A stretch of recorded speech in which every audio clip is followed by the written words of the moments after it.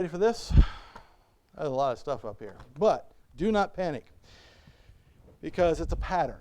And I like patterns. And it is quite an amazing pattern. All about, and they all start with P. Patterns that start with P, please.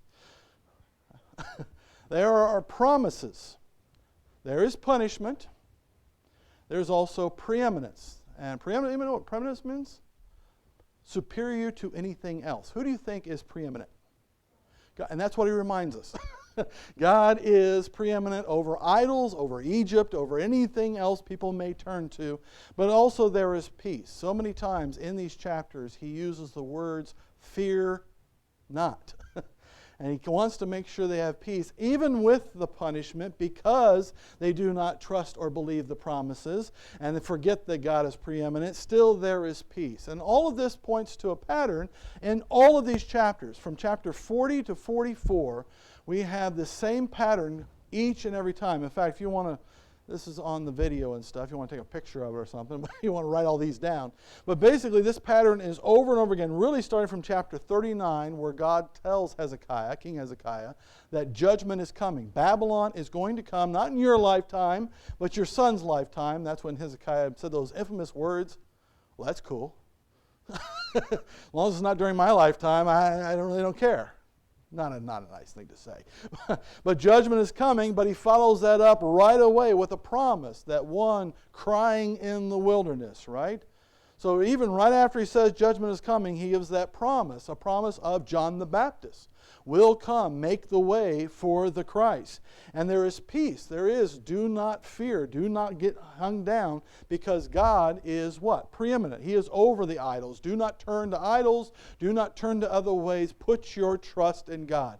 And we have this pattern over and over again, where God says, I will punish you because you will not listen. I will punish you because you're not obeying. I will punish you because you do not have justice and you are not following my word. But then at the same time he says what? I will keep my promise. And I therefore do not fear. And I'm better than any idols. And he goes particularly after idols over and over again. In fact, we've got a really good one, my favorite one today, when he goes after the idols today. He's got a great story of how idols come about. So, something to look forward to. So, let's start back with last week.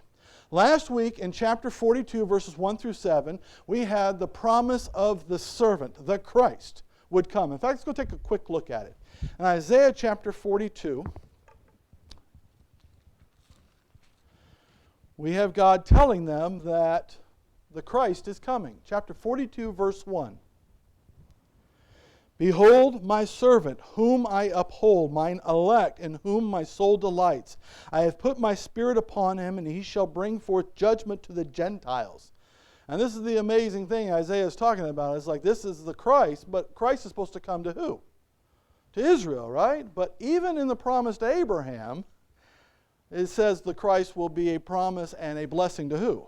To all the world. And he's going to come and he's going to be a light. He shall not cry nor lift up nor cause his voice to be heard in the street.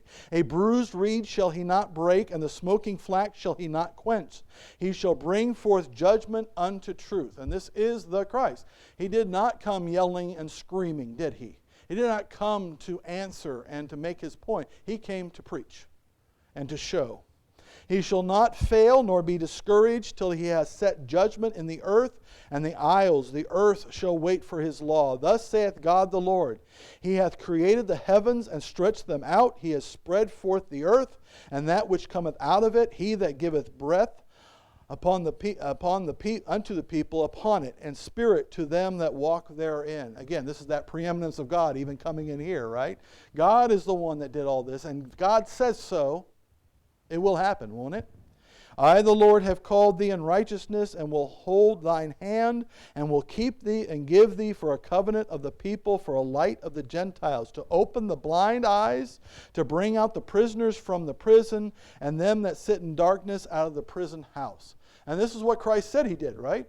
I came to give sight to the blind, to bring a light unto the world and unto the Gentiles, as was even prophesied at the time by Simon, right? So all of this is clearly stated. This is the Christ. That is the promise. Yet, what will the people do? Verse 18. Hear ye deaf, and look ye blind, that you may see. Who is blind but my servant, or deaf as my messenger that I sent? Who is blind as he that is perfect, and blind as the Lord's servant, seeing many things, but thou observest not, opening the ears, but you hear not. And isn't that what happened when Christ came? He came and gave them the truth and showed them the truth, and they said what? We see nothing, we hear nothing, we just do not believe, right? In fact, jump down to verse 23. Who among you will give ear to this? Who will hearken and fear for the time to come? Who gave Jacob for a spoil and Israel to the robbers? Did not the Lord, he against whom you have sinned? For they would not walk in his ways, neither were they obedient unto his law. Therefore he has poured upon him the fury of his anger and the strength of battle, and it has set him on fire round about. Yet he knew not, and it burned him, yet he laid it not to heart. And they would not, even when the judgment came, they would not what? Listen. They would not repent. They would not turn. So we have here the promise. The servant is coming, but they will not listen. And there will be punishment, and there will be judgment. But what are the very next words? Chapter 43. But now, thus saith the Lord that created thee, O Jacob, and he that hath formed thee, O Israel, what? Fear not. For I have redeemed thee, I have called thee by thy name, you are, what? Mine.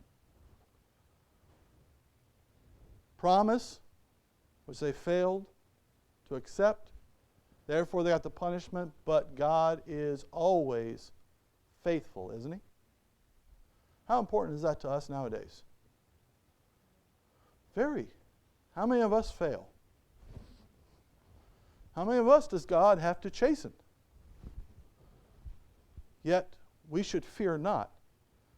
We do not have a spirit of fear, but one of adoption, don't we? Who told us that?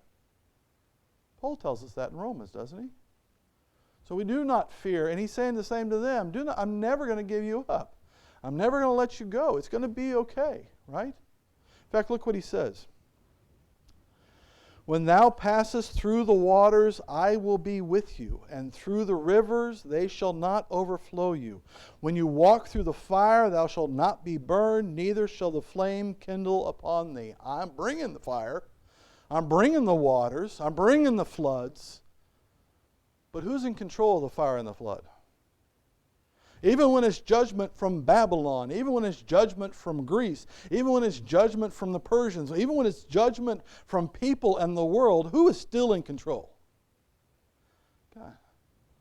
And it'll only go as far as he wants it to. Verse 3, For I am the Lord your God, the Holy One of Israel, your Savior. I gave Egypt for thy ransom, Ethiopia and Seba for thee. I can destroy anybody. I can take out anybody, and I paid for you. Since thou wast precious in my sight, thou hast been honorable, and I have loved thee. Therefore will I give men for thee and people for thy life. Fear not, for I am with you. I will bring thy seed from the east and gather thee from the west. I will say to the north, Give up, and to the south, Keep not back. Bring my sons from far and my daughters from the ends of the earth, even every one that is called by my name. For I have created him for my glory. I have formed him, yea, I have made him. And he will. Yes, he will disperse. Did he disperse Israel? Yes, 10 tribes of the north. I mean, they are dispersed everywhere. And even Judah became dispersed. Hasn't it still dispersed today? But will he bring them all back? Therefore what? Fear not. Fear not that God will abandon you, O Israel. Even though what? I give you promises and you don't listen, and I punish you, I'll have to, but I will not abandon you. Then he says this, chapter 43, verse 8. A promise. I am the Lord. That is my name. By the way, is a name important? Yes. It's who he is, right? He is Jehovah. He is God. That is my name. And my glory will I not give to another, neither my praise to graven images. Behold, the former things are come to pass, and new things do I declare. Before they spring forth, I tell you of them. Sing of the Lord a new song, and his praise from the end of the earth. Ye that go down to the sea and all that is therein, the isles and the inhabitants thereof, let the wilderness and the cities thereof lift up their voice. The villages of Kedar doth inhabit. Let the inhabitants of the rock sing. Let them shout from the top of the mountain. Let them give glory unto the Lord and declare his praise in the islands. And they will be what? They will declare, and they will be what? Witnesses. His word will go out. And it will be as a witness to who? And we're going to see this again later. That's why I'm bringing it up here. Because they will be witnesses. Their voices will be raised, won't it? And where will that word go out to? All over. In fact, what did he tell the disciples right before he left? You will be my witnesses. Where? Here in Jerusalem and in Judea and to Samaria and to where? The uttermost parts of the world, to all the world. He's saying here, I will be praised. Because of who? Because of them. And we're going to see this again in a second. And he'll actually call them his witnesses who will proclaim his voice. Because who is best? Verses 12. Let them give glory unto the Lord and declare his praise in the island. The Lord shall go forth as a mighty man, and shall stir up jealousy like a man of war. He shall cry, yea, roar, he shall prevail. I'm sorry, I just jumped back chapters. I apologize. I have declared and have saved, and I have showed when there was no strange God among you. Therefore you are my what? Witnesses, saith the Lord, that I am God. Yea, before the days was I am he, and there is none that can deliver out of my hand. I will work, and who shall let it? So his promises, they will be what? Witnesses who will proclaim him, but also who is preeminent? Who is above all?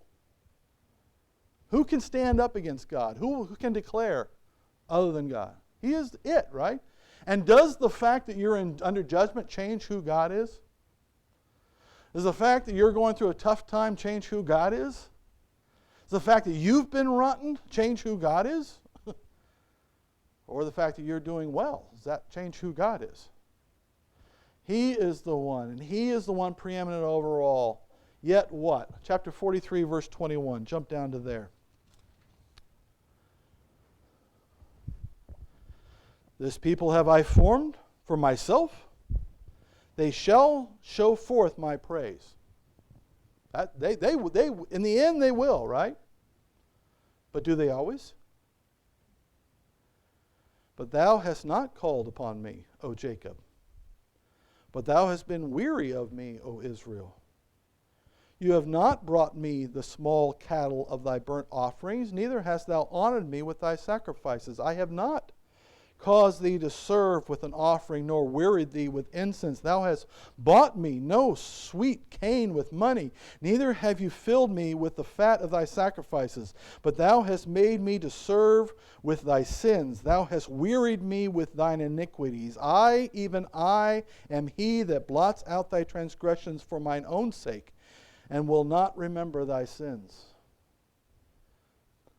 So he's going to forgive them, even though what? They're not doing what they're supposed to be doing. In fact, we know from the beginning of Isaiah, even when they were bringing sacrifices, were they doing it for the right reasons? Were they doing it to serve him? Were they doing it because they were sorry for their sins? Were they doing it to praise unto him? No, they weren't doing it from their whole heart, were they? Therefore what?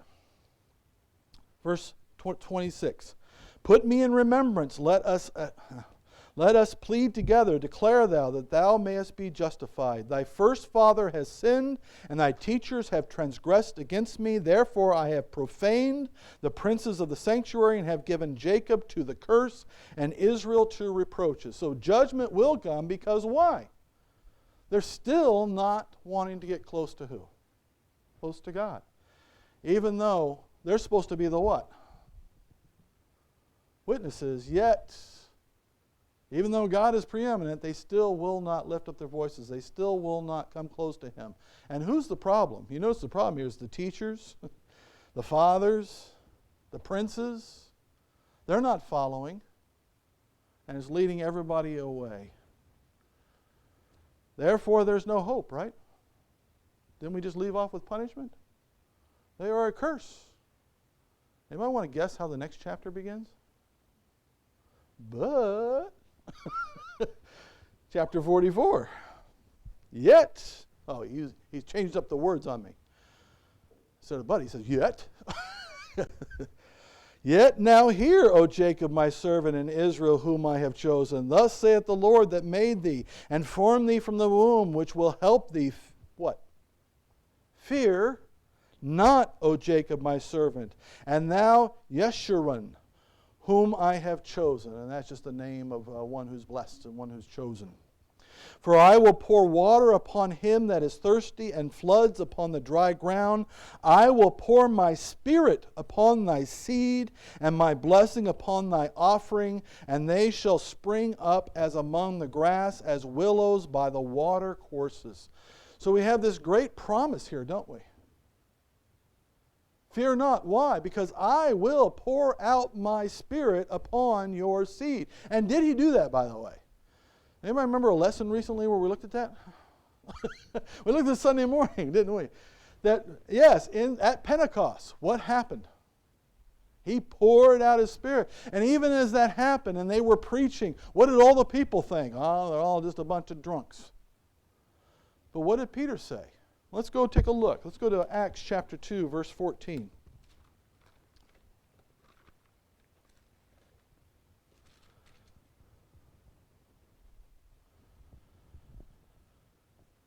Acts chapter 2, verse 14. Everybody was hearing them in their own language. They had no idea what was going on. It was a miracle. And the best they could do was they were drunk. It's like, no, it's too early for that. Verse 14, but Peter, standing up with the 11, lifted up his voice and said unto them, Ye men of Judea, and all ye that dwell at Jerusalem, be this known unto you, and hearken to my words. For these are not drunken as you suppose, seeing it but the third hour of the day. It's 9 o'clock in the morning. We're not drunk. But this is that which was spoken by the prophet Joel. And I've got the reference up here, Joel chapter 2, verses 28 through 32. Anybody know where else he could have gone? Peter could have also referenced what? Isaiah chapter 44. For these are not drunk, verse 17, and it shall come to pass in the last days, saith God, I will pour out of my spirit upon all flesh, and your sons and your daughters shall prophesy, and your young men shall see visions, and the old men shall dream dreams. And on my servants and on my handmaidens I will pour out in those days of my spirit, and they shall prophesy. And I will show wonders in heaven above, and signs in the earth beneath, blood and fire and vapor of smoke. The sun shall be turned into darkness, and the moon into blood, before that great and notable day of the Lord come. And that hasn't happened yet. But is that day coming? How do we know that day's coming? He said so, and has he got everything else right? How was Joel doing? How's Isaiah doing? And if they prophesied this, it's going to happen as well. And it shall come to pass that whosoever shall call on the name of the Lord shall be... That's a promise, isn't it? We who call upon the name of the Lord shall be saved. Will we sometimes deserve punishment, though? But we should what? Fear not. Because will he abandon us? Any more than he's abandoned Israel, right? He will see us through. So we have this promise here. Yes, they will get punishment, but his promise is, fear not, because I will pour out my spirit upon your seed. In fact, let's go back to Isaiah 44 again.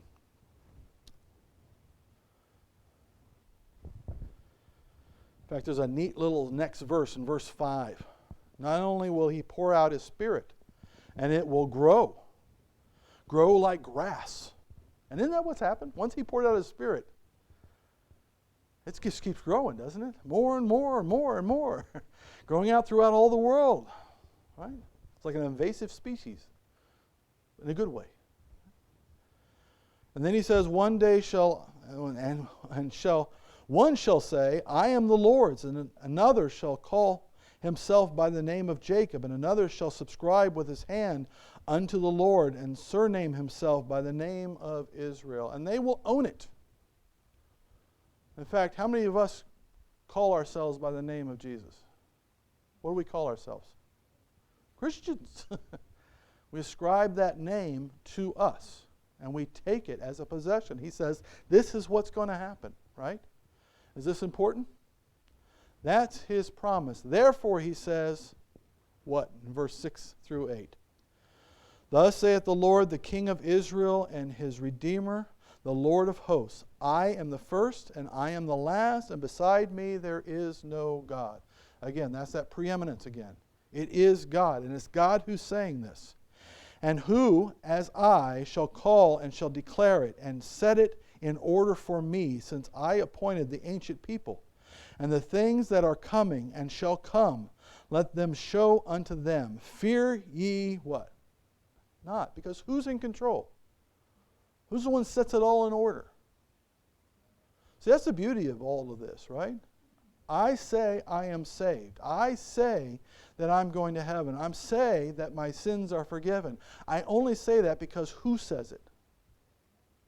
Now, I could sit here and I could tell you all that you're all fine and you're forgiven and you're all going to heaven. But that doesn't mean anything unless who says it? God says it. Therefore he says in verse 8, fear ye not, neither be afraid.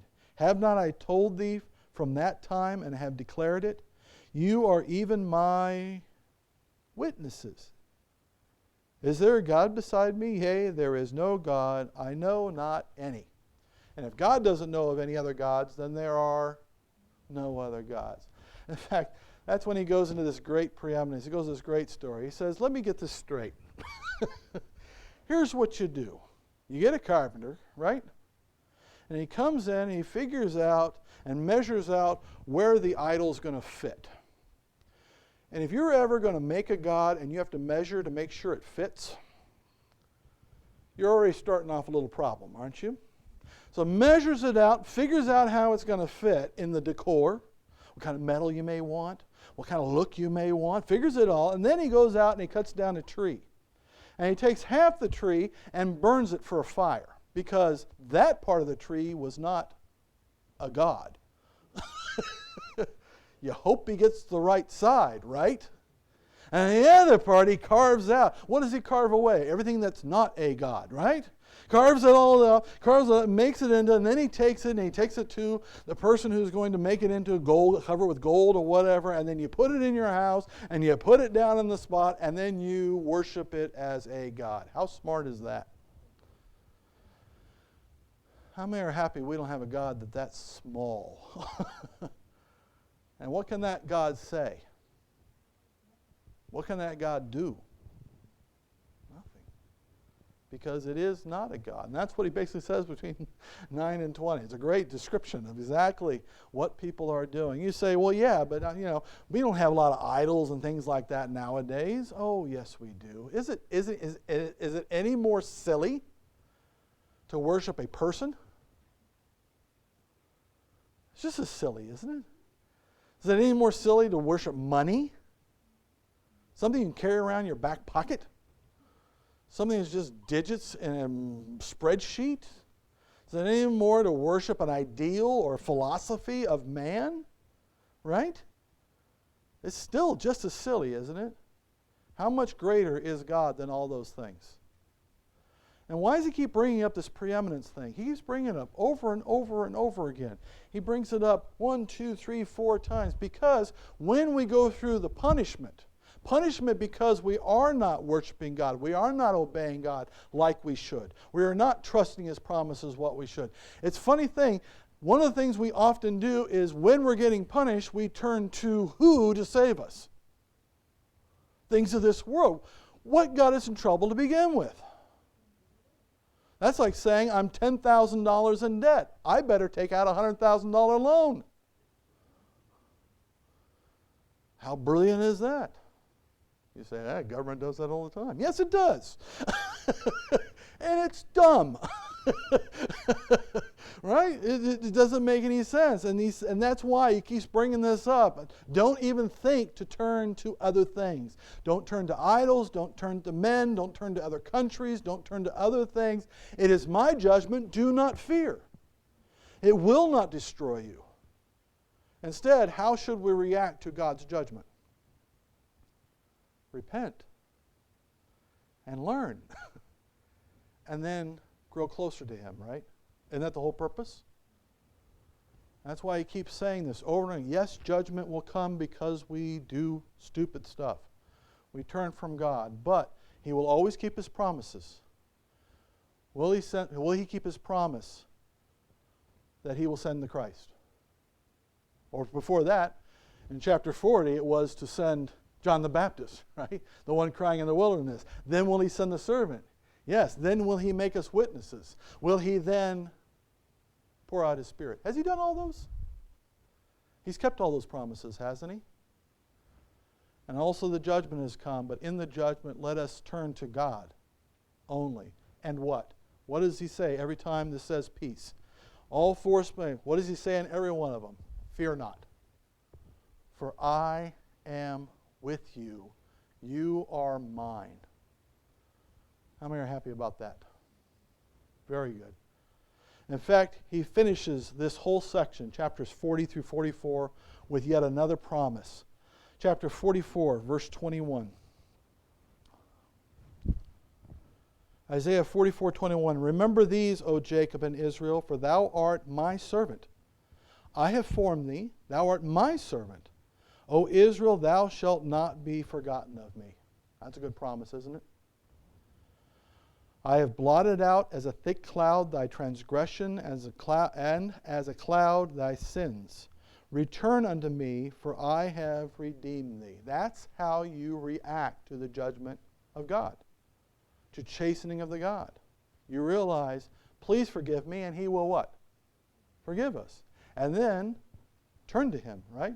Grow closer to Him. He says, verse 23, Sing, O you heavens, for the Lord has done it. Shout, ye lower parts of the earth. Break forth into singing, you mountains, O forest, and every tree therein. For the Lord has redeemed Jacob and glorified Himself in Israel. And that, again, is a good response. Let us praise. Let us sing in the Lord. Let us be a witness. Lift up our voices to the world, right? That He is God. Thus saith the Lord thy Redeemer, and He that formed thee from the womb. I am the Lord that makes all things, that stretches forth the heavens alone, that spreadeth abroad the earth by myself, that frustrateth the tokens of the liars, and makes diviners mad, that turneth wise men backward, and makes their knowledge foolish. Right? Kind of reminds you of Romans, right? Professing themselves to be wise, they became what? Fools. Should we be afraid of the ideas of man? Of their blustering? Of their great wisdom and their great knowledge? Should we be afraid of it? Are they ever going to prove God is wrong? No. In fact, who's going to be the one found ashamed? Them. 26. That confirmeth the word of His servant, and performeth the counsel of His messengers, that saith to Jerusalem, Thou shalt be inhabited, and to the cities of Judah, You shall be built, and I will raise up the decayed places thereof. That saith to the deep, Be dry, and I will dry up thy rivers. And basically what he's saying is, I will what? I will deliver you, right? I have the power to deliver you, and I will what? Deliver you. In fact, he's going to say a name now. A man whose grandparents probably even born yet when he says this.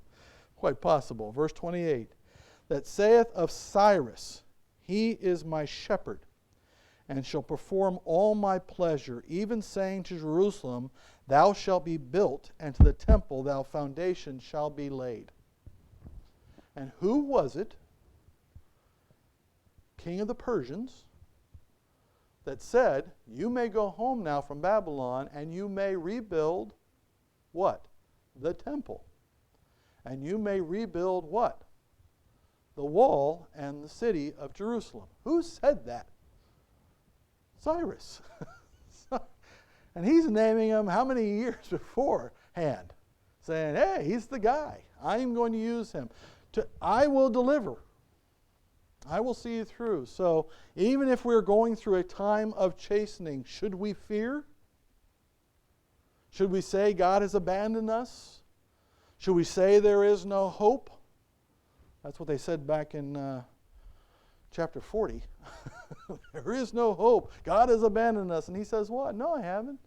God has never abandoned us. Now I keep saying us.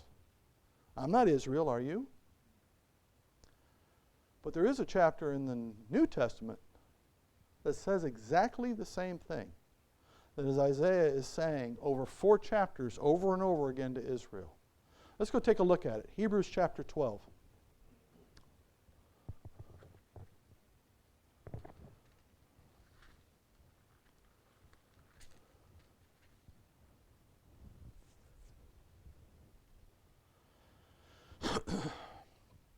Does a good father chasten his children? Punish, why? For kicks and giggles. No. Just to bully them, just to make their life miserable, just to feel like a big shot. By the way, does God need to feel like a big shot? No, he is a big shot. And while sometimes fathers do it for the wrong reasons, does God ever do it for the wrong reason? No, he does it for the right reason. Sometimes he has to chasten us because we, like those who have gone before us, can be a little hard-headed. Look what he says here, though, in Hebrews chapter 12, starting in verse 5. And you have forgotten the exhortation which speaketh unto you as unto children. My son, despise not you the chastening of the Lord, nor faint when you are rebuked of him. Punishment will come. It's necessary for correction sometimes, isn't it? Now, do we have a choice in this? Yeah, learn early. You can avoid a lot of that, but it's hard because we're a little hard-headed. Verse 6, for whom the Lord loves, he chastens and scourges every son whom he receives. If you endure chastening, God deals with you as with sons. For what son is he whom the Father chasteneth not? Doesn't care enough to punish, to correct. What do you end up with? A spoiled child, right? But if you be without chastisement, whereof all are partakers, then are bastards and not sons. Furthermore, we have had fathers of our flesh which corrected us, and we gave them reverence. Shall we not much rather be in subjection unto the Father of spirits and live? For they verily for a few days chastened us after their own pleasure, after their own understanding, after their own desires. But he for our what? Profit, that we might be partakers of his holiness. Now, no chastening, for the present seems to be joyous. Correct? I don't know anybody who says to God, let's do that again. I want to go through that ride again. I just loved that. That was so much fun. If that's your attitude, that was not a chastening. Right? But it's grievous. Nevertheless, afterward it yields the peaceable fruit of righteousness unto them that are exercised thereby. Wherefore what? Lift up the hands which hang down, and the feeble knees, and make straight paths for your feet, lest that which is lame be turned out of the way, but let it rather be what? Healed. And he's saying here, same thing he's saying, yes, punishment's going to have to come because he wants the best for us, right? So what should our reaction be? I trust his promises. I trust his promise that I am an adopted child of God, that he will never leave me nor forsake me, and if he's doing it, he's doing it for my profit. It is for my good, and he'll never give me more than I can handle. He's not there to crush us. He's there to correct us, right? I'm going to trust those promises. And in fact, I'm going to find what in this? Peace. I am not going to fear. I'm going to know he's in control here. And he's going to get me through this, and I'm going to be better off on the other side. Because he is who? I'm not going to put my trust in anything else. I'm not going to find the shortcut out of this. I'm not going to turn to other things to meet my needs. I'm going to trust Him and trust Him only. And I am. I'm not going to sit there and sulk. I'm not going to sit there and pout. I'm not going to sit there and hang down. Oh, woe is me. God is so unfair. Instead, I'm going to lift up my hands. And I'm going to praise. And in that, we can be a witness, can't we? To all the world. So that's his message. He starts this whole section, all 4 chapters. And you can go back and look at these if you want. But there is this pattern, all 4 chapters. And it really starts with that last note of punishment in chapter 39. Very short chapter. That's the last 3 verses of the chapter. But he goes through, and it's all this. It's punishment. They will be punished for their sins. Because they will not do it on their own, right? They will be punished, but what? There's always a what? Always a promise. Put your faith in that promise, and there's always the words, do not fear, for I am with you, you are mine. And also a reminder that what? Who's preeminent? Who is superior to all? God. So don't go run into the things of this world, or the people of this world, or the systems of this world. No. Turn to God. And as it says in Hebrews, don't let everything hang down. Just come back to God. And just come to Him. And we will find restoration. We will find healing. Won't we? And we'll be closer to Him. Any questions? That's right. So, I just went through 4 chapters of Isaiah. So that's pretty quick. So, lots of good stuff in there. I encourage you, if you get a chance this week, go read all 4 chapters. Actually, it's 5, isn't it? So all 5 chapters of these, and just see how the pattern just keeps going over and over again as he keeps bringing these things up. And when he keeps bringing something up, that means we should what? Pay attention. Right? He's got something to say here, right? All right? Let's pray. Heavenly Father,